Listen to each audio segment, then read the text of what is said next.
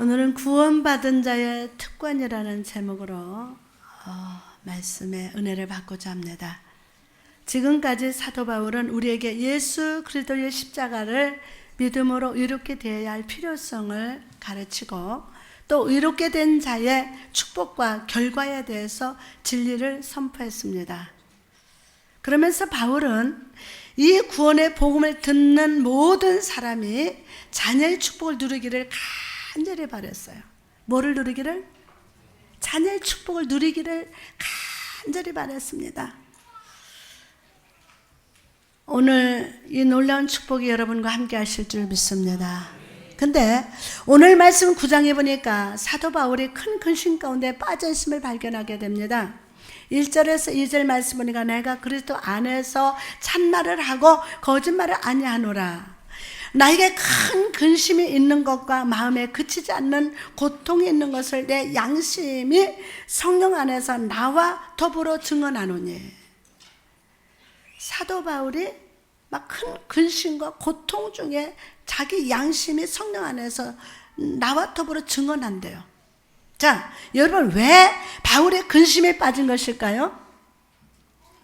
그 자신이 빌립보에서 주 안에서 항상 기뻐하라. 주 안에서 항상 기뻐하라라고 말했고 예수님께서도 편안을 너희에게 끼치노니 곧 나의 편안을 너희에게 주노라 라고 말씀하셨음에도 바울이 고통스러워한 것이 무엇입니까? 왜 고통을 당합니까? 왜 근심합니까? 그 이유는 다름이 아니라 바로 이스라엘 사람들 때문입니다. 성경에 보니까 바울은 이스라엘이 아니라 이방 지방을 다니면서 복음을 전했어요. 이방 지역을 다니면서 복음을 전했습니다. 그래서 이방인의 사도라고 불리기도 했습니다. 그러나 그는 그 누구보다도 자기 민족 이스라엘 사람들 중심으로 사랑했습니다. 때문에 그는 어디를 가든지 제일 먼저 동족인 유대인에게 십자가 구원의 복음을 전했습니다. 그러나 유대인들은 이 구원의 복음을 받아들이려 하지 않았습니다. 마음으로 예수 그리스도를 영접하지 않았습니다. 오히려 그들은 하나님의 선택된 민족이라는 그릇된 산밑 의식을 가지고 예수를 배척하고 십자가를 부정했습니다. 불신의 채찍과 정죄의 못으로 구원의 주 되시는 예수님을 십자가에 꽉꽉 못 박았습니다. 이런 불신의 모습을 바라보면서 사도 바울은 견딜 수 없는 안타까움과 고통을 가지고 이렇게 고백합니다. 3절에 보니까 나의 형제 곧 골육의 친척을 위하여 내 자신이 저주를 받아 그리스도에게 끊어질지라도 원하는 바로다. 나의 형제 곧 골육의 친척을 위하여 내 자신의 저주를 받아서 그리스도에게서 끊어질지라도 원하는 바로다. 사도 바울은 마음이 아팠습니다.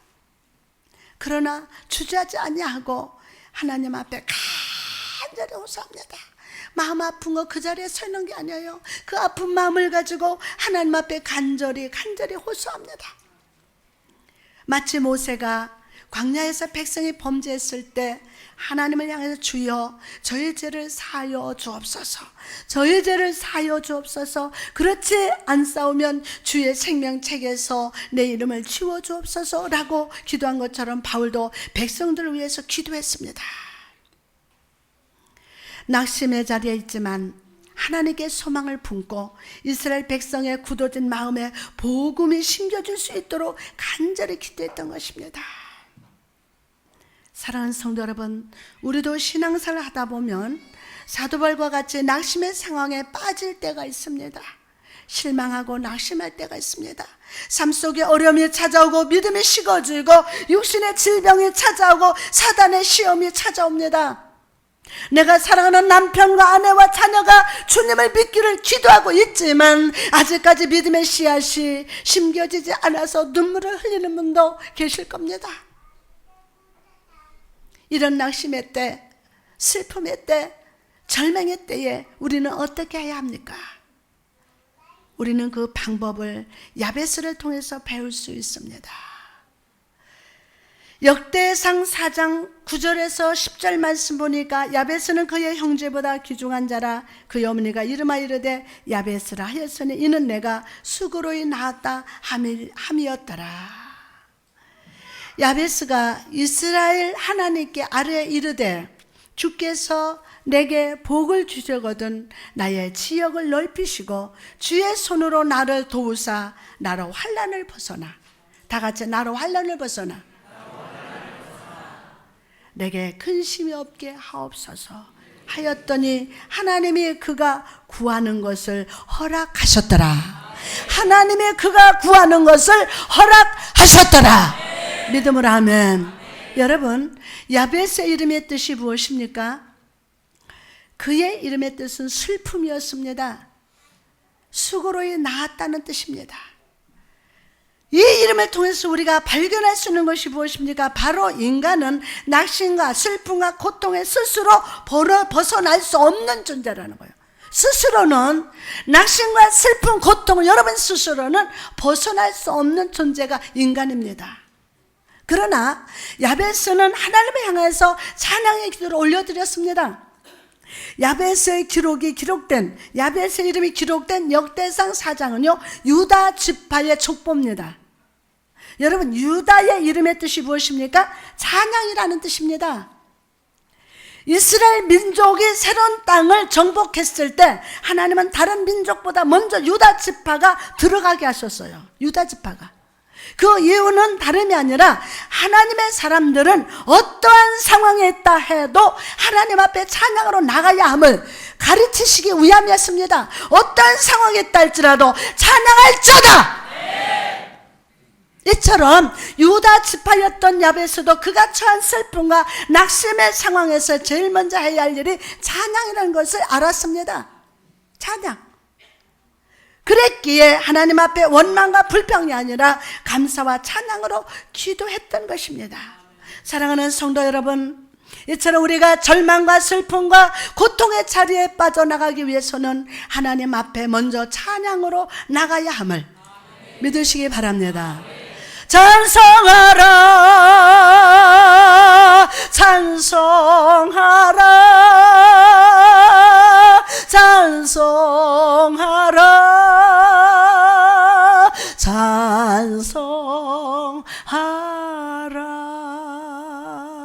창세기 49장 8절에 보니까 유다야 너는 내 형제의 찬송이 될지라. 내 손에 내 원수의 목을 잡을 것이요 내 아버지 아들들이 내 앞에 절하리로다. 여러분, 이 시간 하나님께 찬양으로 하나님께 나아가면 여러분의 삶을 덮고 있던 낙심과 슬픔이 물러가고 찬양이 돌아오게 됩니다. 또한 우리의 삶 속에서 역사는 사탄과 시험과 질병을 주는 원수의 목을 잡고 물리치는 역사가 나타나게 됨을 믿으시기 바랍니다. 오늘 원수의 목을 잡을지어다. 여러분, 찬양하는 것은 그냥 습관적으로 하는 것이 아닙니다. 우리가 찬양하는 것은 우리를 둘러싼 악한 세력과 영적인 전쟁입니다. 또한 우리의 영의 손으로 사단과 가난과 질병과 원수의 머리를 잡아서 예수 그리스도 이름 앞에 엎드리게 하는 역사가 나타나게 됩니다. 할렐루야. 오늘 찬양함으로 사단의 목을 잡는 성도가 될지어다. 여러분, 우리가 사단에게 지고 질병에 지고 시험에 치는 것은 하나님의 뜻이 아닙니다. 하나님 뜻이 아닙니다. 오늘 하나님 앞에 담대하게 찬양함으로 사자와 같이 사단을 물리치는 자가 되시기를 주님의 이름으로 축원합니다. 또한 야베스는요 하나님께 복의 복을 더하시고 라고 기도하고 있습니다. 복의 복을 더하시고. 그는 하나님이 자기에게 복 주기를 기뻐하시는 분임을 알았습니다. 그러기에 하나님께 작은 복이 아니라 큰 복을 달라고 믿음으로 기도했습니다. 작은 복이 아니라 큰 복을 달라고 믿음으로 믿습니다. 이처럼 오늘 하나님 우리에게 큰 복 주시기를 기뻐하십니다. 큰 큰 복 받기를 원하십니까? 왜? 하나님 큰 복 주시기를 원하시면 나도 하나님 큰 복 받기를 원합니다. 할렐루야. 하나님 앞에 동의하시기 바랍니다. 그러므로 오늘 작은 것을 구하지 말고 큰 복을 구하시기 바랍니다. 주여, 내 삶에 보통이라는 단어는 모두 사라지게 하시고 하나님께서 주시는 큰 복을 주시옵소서. 주시옵소서 라고 간구하시기 바랍니다. 나가서 야베스는요, 나의 지역을 넓혀달라고 기도했습니다. 나의 지역을 넓혀주옵소서. 이 기도가 의미하는 것이 무엇입니까? 이것은 하나님 내게 복을 주시되 멈추시지 말고 나의 모든 것의 지경을 넓혀 주옵소서. 멈추지 말고. 아멘. 나의 모든 지경을 넓혀 주옵소서 라고 구한 것입니다. 하나님께서 주시는 복이 한 번으로 멈추는 것이 아니라 오병이어의 기적처럼 계속해서 늘어나고 넓어지고 확장되는 복을 달라고 구하시기 바랍니다. 야베스는 그렇게 구했어요. 멈추지 말고 오병이어의 기적처럼 계속해서 늘어나고 넓어지고 확장되고 복을 주시옵소서. 여러분, 오늘 우리의 기도가 이런 기도가 되어야 될 줄 믿습니다. 믿음의 입을 여시기 바랍니다. 하나님, 우리 교회가 더 커지게 하옵소서. 우리 가정의 전부 주님을 섬기게 하여 주옵소서. 오늘 이 말씀을 듣는 자 다 커질지어다. 복의 복을 받을지어다. 내 주변의 모든 사람들이 주를 영접하게 하시고 내 기도가 더 큰 기도가 되게 하여 주옵소서. 할렐루야. 내 믿음이 더 큰 믿음이 되게 하여 주옵시고 주께 드리는 감사가 계속 커지게 하여 주옵소서 라고 기도해야 될 줄 믿습니다. 또한 야베스는요, 주의 손으로 나를 도우사 라고 기도하고 있습니다. 주의 손으로 나를 도우사. 아멘. 여러분, 여기서 주의 손은 히브리어로 야드라고 하는 것인데, 야드는 이 무슨 손이냐면 열린 손이에요. 히브리어로 야드라는 것은 열린 손이라고 하는 뜻인데, 여러분, 우리가 믿는 하나님은 주먹을 쥐고 계신 분이 아닙니다. 예? 우리가 믿는 하나님은 주먹을 꽉 쥐고 계신 분이 아니에요. 감사함으로 찬양하고 간구하는 자에게 열린 손으로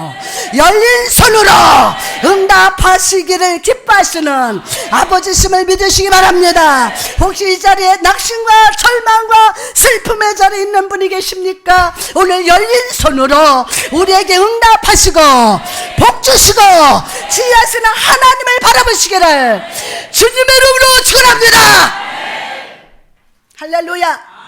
마지막으로 그는 환난을 벗어나서 근심이 없게 하옵소서라고 기도했습니다. 이것이 여러분 무슨 뜻입니까? 비록 야베스가 슬픔의 삶, 슬고로운 삶을 살고 있지만 하나님께서 그의 삶 속에 존재하는 슬픔과 환난을 바꾸사 기쁨의 자리, 찬양의 자리, 감사의 자리에 거하는 삶이 되게 해달라고 구했습니다. 내가 지금 슬픔의 자리, 고통의 자리고 있지만 하나님 기쁨의 자리, 축복의 자리, 응답의 자리, 감사의 자리가 되게 해달라고 여러분도 구하시기 바랍니다. 여러분이 오늘 하나님께 간절히 기도할 때 하나님은 여러분의 슬픔과 낙심의 자리에서 옮겨 주시사 기쁨과 찬양과 감사와 치유의 자리로 옮겨 주시고 그곳에서 영원히 거하게 하실 것임을 믿으시기 바랍니다. 할렐루야. 야베스는 하나님께 찬양함으로 기도했습니다. 그리고 하나님은 야베스가 구한 모든 것을 허락해 주셨습니다. 여러분, 하나님의 야베스가 구한 것을 다 주셨다는 것이 무슨 뜻입니까? 그가 구한 것이 하나님의 뜻이 아닌 것이 하나도 없었다는 뜻입니다. 아멘이죠? 이처럼 여러분이 낙심과 슬픔의 자리에서 일어나 하나님께 찬양함으로 나갈 때 일어나 하나님께 찬양함으로 나갈 때 여러분의 모든 간구가 하나님 앞에서 아멘이 되는 역사가 나타나게 됨을 믿으시기 바랍니다. 여러분, 야베스는 성경 전체에 단 2절밖에 나오지 않습니다. 그러나 하나님의 풍성한 복을 받기에는 충분했어요. 그리고 야베스는 오늘날 우리에게도 기억되고 있습니다. 이처럼 여러분이 드리는 찬양과 기도는 약해 보일지 모르지만 하나님의 축복을 받기에는 충분함을 믿으시기 바랍니다. 할렐루야. 오늘 이 시간 믿음으로 찬양으로 기도해서 낙심의 자리를 벗어나 하나님의 축복을 풍성히 받으시기를 주님의 이름으로 축복합니다. 할렐루야. 계속해서 사도 바울은요 4절에서 5절 말씀을 통해서 하나님께서 이스라엘 백성에게 베푸신 풍성한 은혜와 특권이 무엇인지를 말씀하고 있습니다. 4절에서 5절 말씀 보니까 그들은 이스라엘 사람이라 그들에게는 양자됨과 영광과 언약들과 율법을 세우신 것과 예배와 약속들이 있고 조상들도 그들의 것이요 육신으로 하면 그리스도가 그들에게서 나셨으니.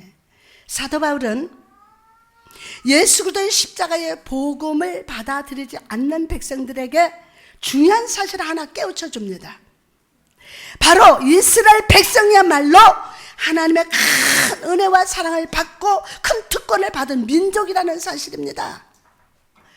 먼저 하나님은 그들에게 이스라엘이라는 이름을 주셨어요. 무슨 이름? 이스라엘이라는 이름을 주셨습니다. 여러분, 이스라엘이라는 뜻이 무엇입니까? 하나님과 겨루어 이겼다는 뜻이에요.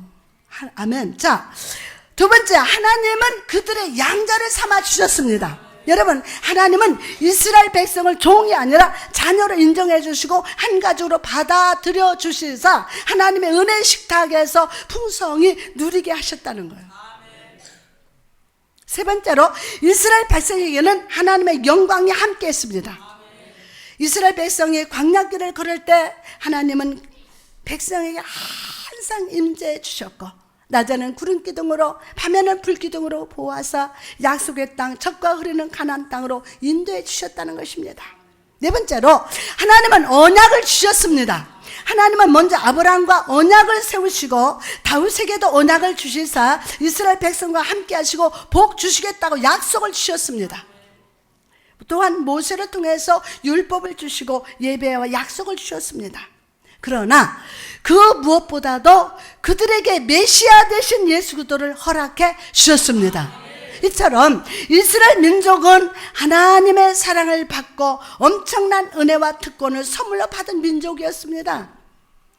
그럼에도 그들은 예수님을 믿지 않았어요. 그럼에도 불구하고 예수를 믿지 않았어요. 왜 그런 것입니까?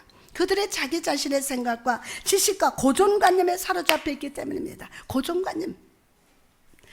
율법으로 다른 사람들을 정죄하고 이스라엘 민족만이 유일한 하나님의 손민이라는 그렇던 생각이 그들을 묶고 있었기 때문입니다. 창세기 15장에 보니까 자식이 없음을 한탄하면서 장막에 거하고 있는 아브라함의 모습이 기록되어 있습니다. 하나님은 아브라함이 몇 살 때? 75세 때 너로 큰 민족을 이루고 복의 근원이 될 것이라는 약속을 주셨어요. 그러나 10년이 지나도록 그에게는 자식이 없었습니다. 그러자 점점 아브라함 마음속에 믿음이 사라지고 불신이 자리 잡기 시작했습니다. 하나님이 그에게 많은 재산을 주시고 축복을 주셨지만 아무리 재산이 많아도 이 재산을 물려줄 사람이 없다는 사실이 그를 더 낙심케 했습니다. 이제 그의 나이가 85세요 아내가 75세이기에 도저히 아이를 가질 수 없다고 생각했던 것입니다. 하나님이 10년 전에 주신 축복의 꿈과 비전이 도저히 이루어지지 않을 것으로 생각했어요. 이때 하나님이 하신 일이 무엇입니까? 창세기 15장 5절을 보니까 그를 이끌고 밖으로 나가 이르시되 하늘을 우러러 보라 무뼈를 셀 수 있나 보라. 하나님은 아브라함에게 찾아가셨습니다. 그리고 그거 거하고 있던 천막에서 나오게 하셨어요. 그가 거하고 있던 어디에서? 천막에서 나오게 하셨습니다. 왜 그랬습니까? 하나님이 보시기에 아브라함이 있던 그 천막은 너무 작았기 때문이에요. 공간적으로 제한되어 있고 시간적으로도 제한이 되어 있고 하나님의 비전을 이룰 수 없는 공간이었습니다. 때문에 하나님은 그런 제한된 장막을 벗어나서 하늘을 바라보게 하시고 별을 바라보게 하셨던 것입니다. 이것이 의미하는 것이 무엇입니까? 바로 아브라함이 세상이라는 천막에서 벗어나 불가능이라는 천막을 벗어나 하나님 안으로, 성령의 역사 안으로 들어오라는 뜻임을 믿으시기 바랍니다. 아브라함은 하나님의 말씀을 듣고 하늘을 바라봤어요. 누구의 말씀을 듣고? 하나님의 말씀을 듣고 하늘을 바라보았습니다. 그리고 밤하늘을 빛내고 있는 별을 세어봤습니다. 하나, 둘, 셋, 100, 200, 300, 1000, 2000, 만, 아무리 열심히 세어도 도저히 다 셀 수 없습니다. 바로 그때 하나님이 아브라함에게 하나님이 말씀하십니다. 그에게 이르시되 내 자손이 이와 같으리라. 이와 같으리라. 아브라함이 이 음성을 들었을 때 그는 불가능의 천막을 벗어나서 모든 것이 가능한 하나님 안으로, 모든 것이 가능한 하나님 안으로, 모든 것이 가능한 하나님 안으로, 우리 안에서 살아서 역사하시는 성령 안으로 들어가게 되었습니다. 불가능해서 오늘 나와라. 그리고 성령 안으로 들어갈지어다. 그의 마음속에 자리 잡았던 불신이 물러가고 소망이 살아났어요. 할렐루야. 하나님의 약속대로 모든 민족의 아버지가 될 것이라는 확신이 생겼습니다. 사랑하는 여러분, 우리는 이스라엘 백성과 마찬가지로 하나님의 약속, 축복을 받은 백성이에요. 약속과 축복을 받은 백성이라고요. 그런데 왜 우리는 믿음이 식어지고 확신이 식어지고 불신하는 것입니까? 그 이유는 다름이 아니라 우리가 육신이라는 천막 안에 거함으로 우리의 생각과 비전이 육적인 것이 되었기 때문이에요. 여러분의 삶을 한번 살펴보시기 바랍니다. 우리는 그저 눈에 보이는 거, 손에 만져지는 거, 다른 사람들이 말하는 것들에 집중하고 내 감정에 집중하면서 살아갑니다. 지금 내 눈에 보이는 것에 집중합니다. 다른 사람이 말하는 것에 집중합니다. 가난의 장막, 질병의 장막, 낙심의 절망의 장막 안에 갇혀 살아가고 있습니다. 사랑하는 여러분, 하나님이 오늘 이 시간 우리를 이 예배 자리에 불러주신 이유가 무엇이라고 생각하십니까? 세상이라는 장막, 우리의 부정적인 사고, 부정적인 장막에서 벗어나게 해주시기 위함임을 믿으시기 바랍니다. 할렐루야. 오늘 부정적인 사고에서, 부정적인 장막에서 벗어나게 하십니다. 믿음으로 아멘. 이 시간 세상의 장막, 불신의 장막, 질병의 장막에서 벗어나서 성령 안에서 하늘을 바라보시기 바랍니다. 할렐루야. 그리고 하나님께서 주신 약속의 별을 바라보시기 바랍니다. 내가 너를 반드시 축복하리라. 내가 너를 치료하리라. 그 약속의 별을 바라보시기 바랍니다. 그럴 때 하나님의 비전을 보고 축복을 보고 믿음의 말을 하게 될 것임을 믿으시기 바랍니다. 하나님 감사합니다. 할렐루야. 할렐루야. 그리고 오늘 치유를 약속하시는 말씀의 별을 바라보시기 바랍니다.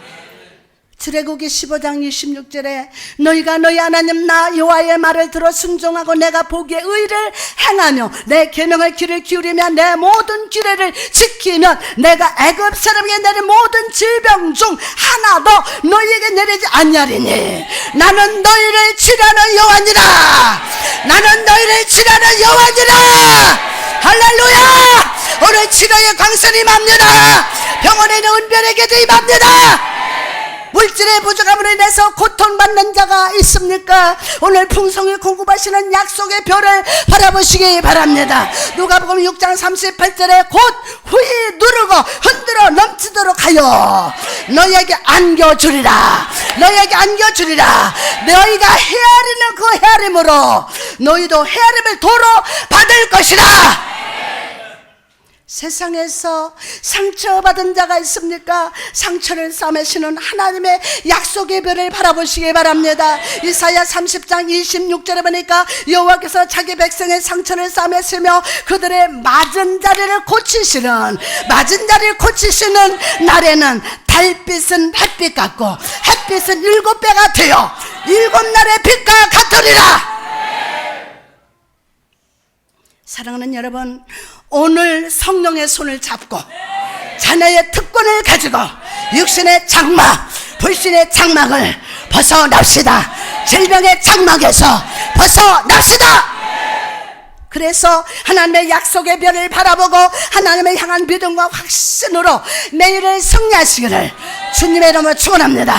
할렐루야. 이제 말씀을 마치고자 합니다.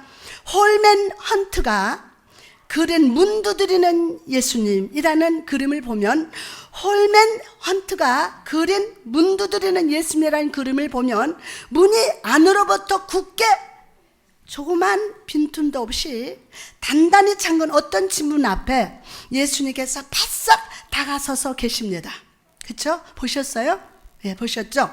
마치 그 모습은 안에 동동이라도 살피기 위해 온 신경을 거기에 기울이고 계신 것 같이 보입니다. 다 이렇게. 그리고 예수님은 그렇게 굳게 닫힌 문을 두드리십니다. 그것도 조용히 두드리십니다. 그런데 안에서는 아무런 반응도 없어 보입니다. 그러나 끈기 있게 문을 열 것을 기다리면서 두드리십니다. 문을 자세히 보니까 밖에는 손잡이도 없습니다. 문을 열고 닫는 것은 문 안에 있는 사람에게 달렸기 때문입니다. 사랑하는 여러분, 오늘 주님은 우리의 삶의 자리에 찾아오셔서 조용히 사랑으로 문을 두드리십니다. 오늘 이 시간 나는 하나님의 사랑과 은혜와 자녀의 특권을 입은 자임을 깨닫고 낙심의 자리에서 주를 찬양함으로 일어서십시오. 하나님께 큰 복을 구하고 우리 삶과 사업과 직장과 우리 교회의 지경이 넓어지게 해달라고 간구하십시오. 그리고 열린 손으로 우리를 도우사 모든 환난과 근심에서 벗어나 기쁨과 찬양의 삶을 살게 해달라고 간구하시기 바랍니다. 이 시간 한 번의 기도, 한 번의 찬양이라 할지라도 하나님의 축복 받기에는 충분하기 때문입니다. 할렐루야, 할렐루야. 더 이상 낙심과 절망의 장막에서 문을 걸어 잠그고 있지 말고 예수님의 손을 잡고 하늘을 바라보시기 바랍니다. 그리고 하나님의 주신 축복의 약속, 치유의 약속의 별을 바라보면서 반드시 선을 이루시는 하나님을 신뢰하는 성도 되시기를 주님의 이름으로 축원합니다. 할렐루야, 할렐루야, 아멘.